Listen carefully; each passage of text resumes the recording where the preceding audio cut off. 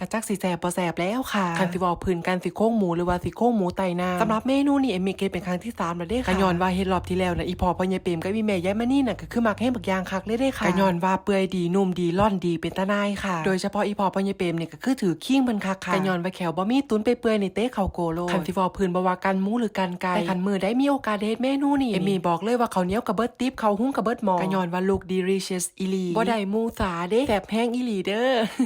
แห้งเฮ็ดเป็นเมนูกับข้าวแลงนี่ทุกคนนั่งพร้อมหน้าพร้อมตากันกินข้าวมาตุ่มมาโฮมพร้อมกับฟิลบรรยากาศหนาวๆเย็นๆยามมื้อแลงนี่เอมมี่บอกเลยว่าเป็นอีหยังที่เข้ากันแห้งบักอย่างคักเลยเด้ค่ะทุกคนจะบอกค่ะว่าตั้งแต่เอมมี่เฮ็ดรอบแรกน่ะเฮ็ดใหม่เด้ค่ะก็ย้อนว่าความเป็นอาหารอีสานบ้านๆพื้นบ้านบ้านเฮามีเสน่ห์ปลายจวักและก็เคล็ดลับเด้ค่ะอะละว่าคือจังหม้อน้ำที่ตั้งอยู่ข้างบนนี่อย่าให้มันร้อนจนเดือดเด้อค่ะถ้าร้อนเดือดปุ๊บหม้อหมูอยู่ทางล่างใหม่โลดรอบแรกเอมมี่บ่เปลี่ยนน้ำจูแต่ไฟเข้าแล้วพอตะแงกกลับมาหมูใต้น้ำหม้อแห้งเบิดเลยเด้ค่ะอะละว่าเกือบไม่ได้กินหมูพ่นไฟถ้าทุกคนที่อยู่ในครัวก็เอมมี่ตอนนี้สิฮู้เลยว่ากินอบอวลแห้งค่ะทุกคนค่ะกินหอมแห้งจากตะไคร้ใบบักกูดทุกคนเอมมี่บอกเลยว่าเมนูนี่เปื่อยยุ่ยดีเป็นตาหน่ายกินได้เพลินๆบ่มีเบื่อเลยแซ่บแห้งอีหลีเด้อค่ะ